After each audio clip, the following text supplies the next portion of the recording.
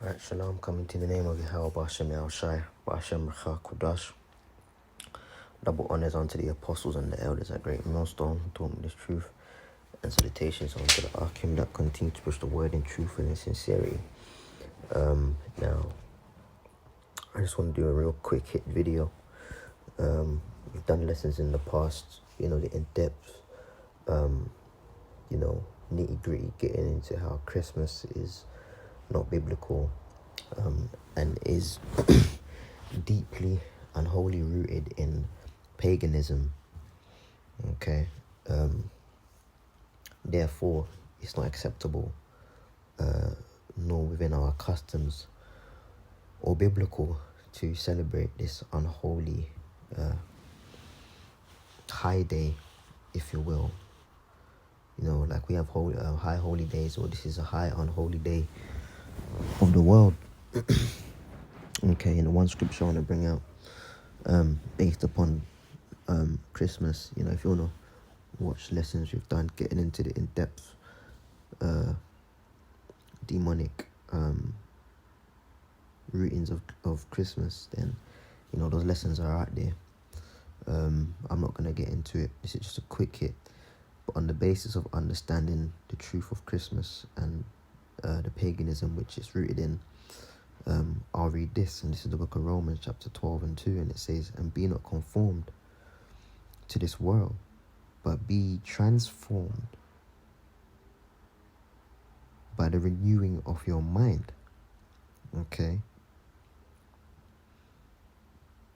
and the word conform, con is with, and form is the fashion of.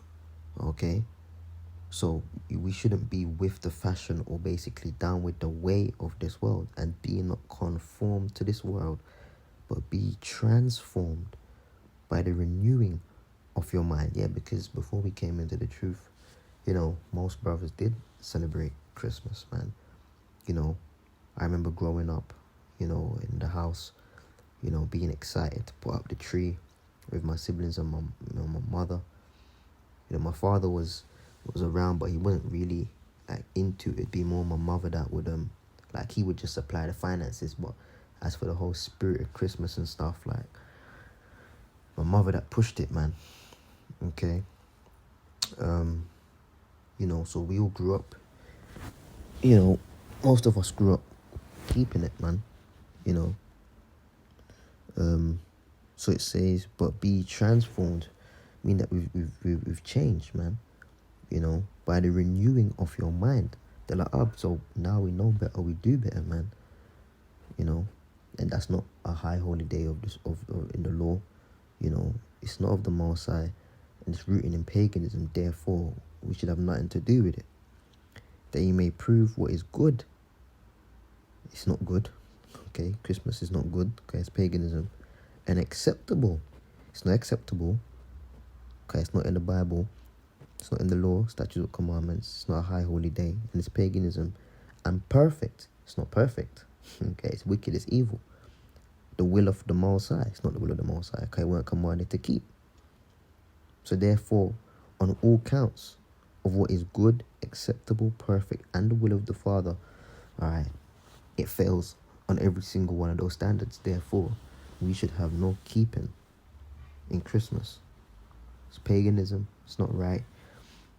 Now, as the apostles have said in years past, if your family cooks food, in those lawful foods, then and they offer you some, or they put some on the side in a container for you to pick up, whatever the case may be, then yeah, you can pick it up and you pray over the food as you should be doing, on any other day, but you send up some special prayers over that, that the Lord bless the food, and you're not partaking of it in the spirit of Christmas.